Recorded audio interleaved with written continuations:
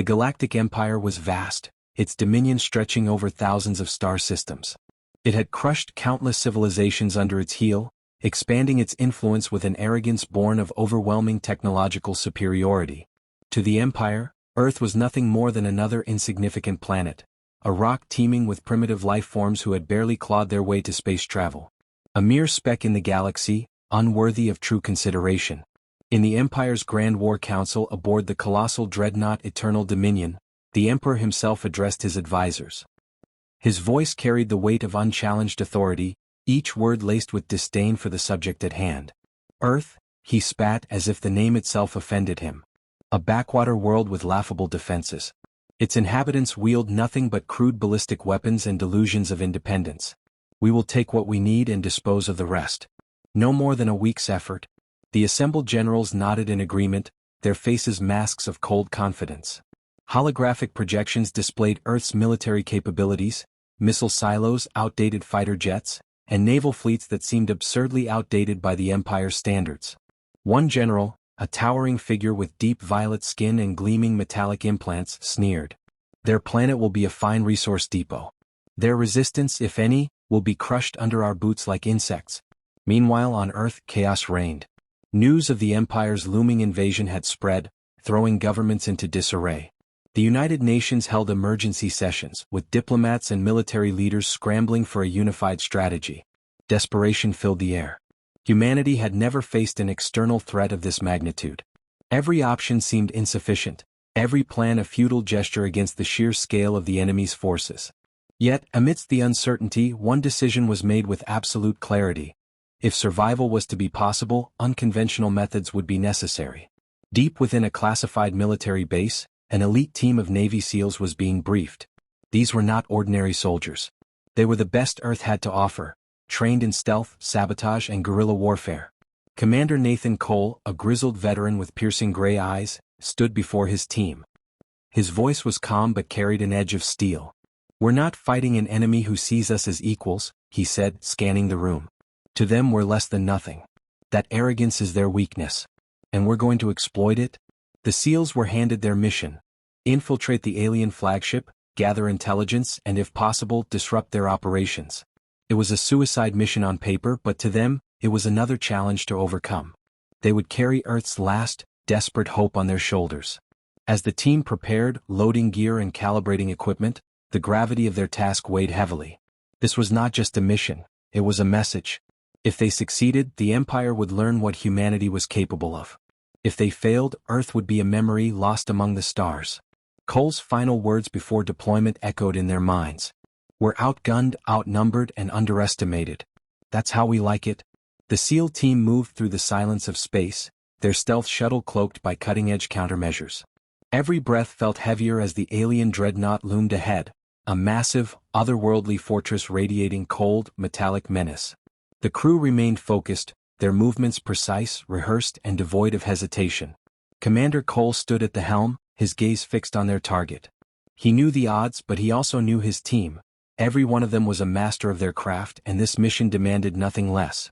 The shuttle latched onto an unguarded maintenance hatch on the dreadnought's lower hull. With practiced efficiency, the team breached the hatch, slipping into the alien ship's labyrinthine interior. The corridors were vast and eerily quiet, illuminated by a dim, pulsing blue light. The architecture was alien but not incomprehensible. It was a ship built for function, not art. The SEALs scanned their surroundings, their suits and equipment absorbing and muffling their movements. As they advanced, they encountered their first obstacle, an alien patrol. The aliens were tall, with elongated limbs and shimmering armor that seemed to shift colors in the low light. They carried weapons that glowed faintly with unfamiliar energy, their design both elegant and menacing. The SEALs didn't hesitate. Cole signaled silently, and the team acted with lethal precision. One alien turned the corner and met the sharp end of a combat knife, silenced before it could react. Two others were dispatched with suppressed fire, their alien physiology no match for the SEALs' ballistic expertise. The squad dragged the bodies into the shadows, examining their equipment for intel. Despite the advanced technology, the aliens were clearly unprepared for this kind of covert intrusion. Moving deeper into the ship, the team reached a central data core. This was their primary objective: gather intelligence on the Empire's fleet coordination and vulnerabilities. Tech specialist Ramirez began hacking the system, bypassing layers of alien encryption with tools that blended human ingenuity and captured alien tech. The others stood guard, scanning for any sign of retaliation. The process wasn't without incident. As Ramirez worked, an automated security system activated, triggering an alert. The team's position was compromised. Alien reinforcements were en route and time was running out. Cole ordered defensive positions, the SEALs setting traps and preparing for the inevitable confrontation. The aliens arrived in force, their footsteps echoing down the metallic corridors.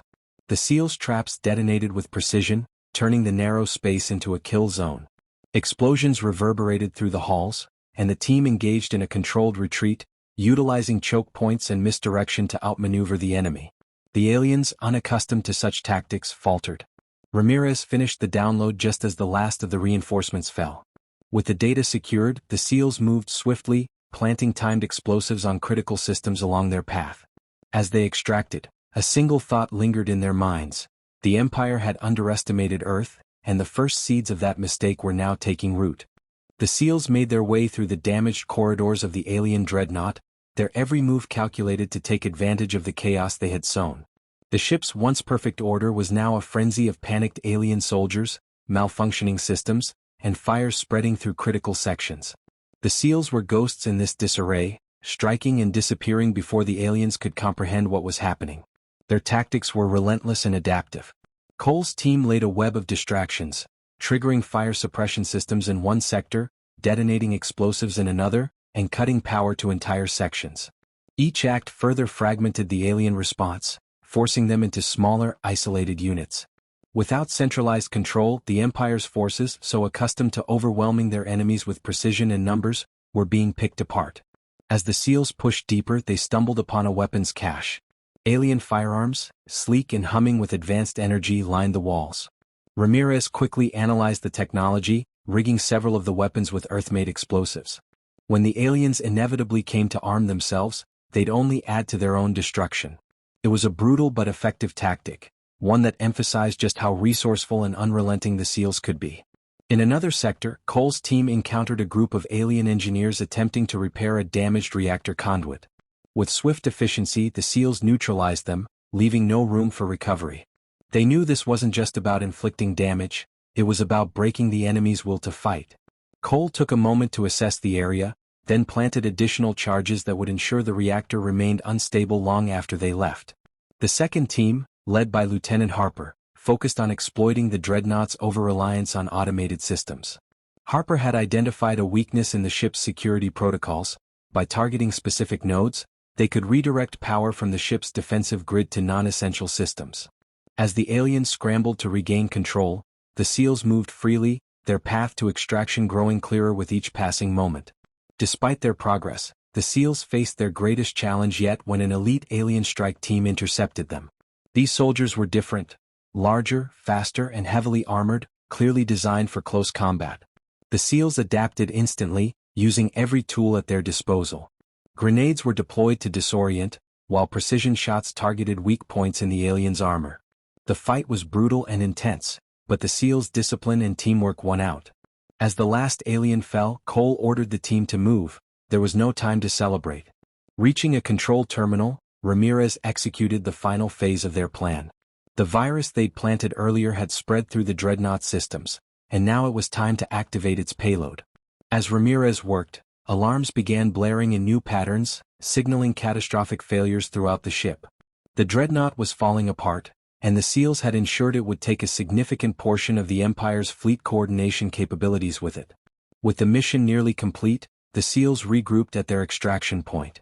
The ship's destruction was inevitable, but Cole knew their job wasn't just to escape, it was to ensure the Empire would never forget what humanity could do.